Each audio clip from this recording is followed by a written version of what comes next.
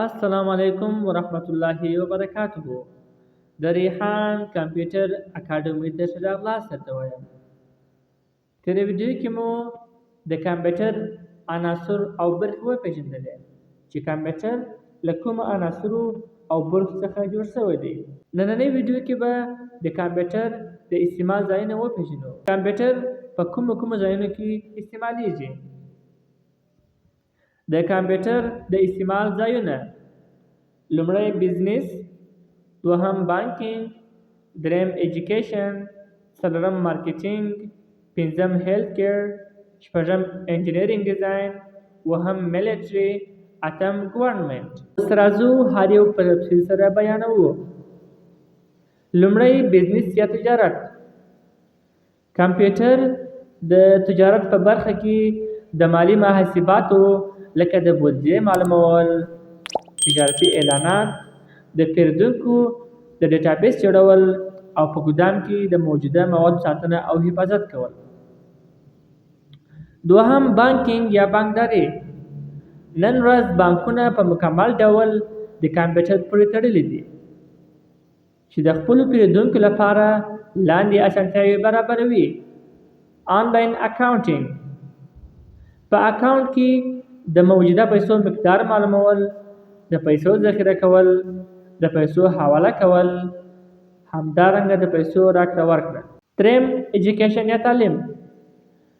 کمپیوټر د پوهنې په برخه کې زیاتې اسانتیاوې برابرې کړي دي، لکه د شاګردانو لپاره نوملیکنه کول، د هغوی لپاره حاضري برابرول، د هغوی لپاره یو منظم ډیټابیس جوړول او د هغوی لاسته راوړنې ډیټا په همدغه ډیټابیس کې ذخیره کول.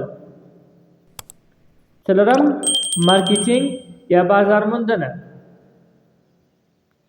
کمپیوټر د بازار موندنې په برخه کې د تجارت یا بازار موندنې لپاره د اعلاناتو جوړولو، خپرولو، همدارنګه د آنلاین شاپینګ لپاره استعمالیږي. پنځم هیلث کیر یا د صحت ساتل. کمپیوټر د صحت په برخه کې په لاندې ځایونو کې استعمالیږي، لکه مریضانو ته درمل ورکول، د مریضانو د ریکارډ ساتلو لپاره، د درمل د ختمولو یا ایکسپایر معلومولو لپاره، د مختلفو ناروغیو څیړل، د ناروغۍ علت او وجه پیدا کول، مختلف ټیسټونه کول، د هغوی ریپورټ برابرول او د جراحي عملیاتو ترسره کول. شپږم انجینرینګ ډیزاین.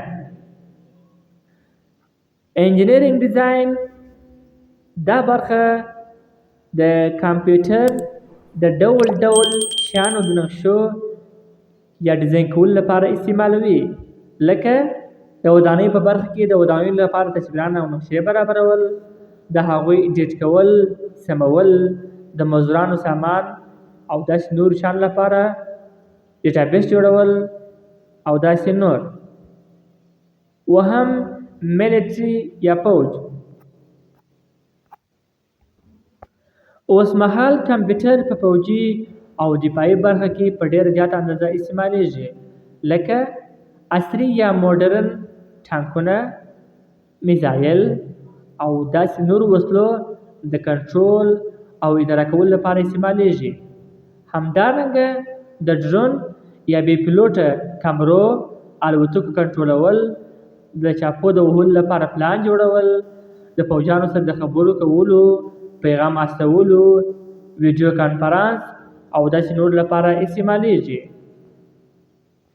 وروستی ګورنمنټ یا دولت. د دولت یا هیواد په سطحه کمپیوټر په زیاتو برخو کې په کار وړل کیږي یا استعمالیږي، چې ځینې یې په لاندې ډول ذکر شوي دي، لکه د مالیاتو یا بودیجې معلومول، د ووټ یا رایه ورکوونکو لیست جوړول، د برقي یا الکترونیک تذکرې او پاسپورټونو جوړول، د هوا حالات معلومول او همداسې نورو شیانو لپاره استعمالیږي. لکه څنګه چې په مخکینۍ ویډیو کې مو یادونه وکړله چې کمپیوټر لیمیټیشن او محدودیت نه لري.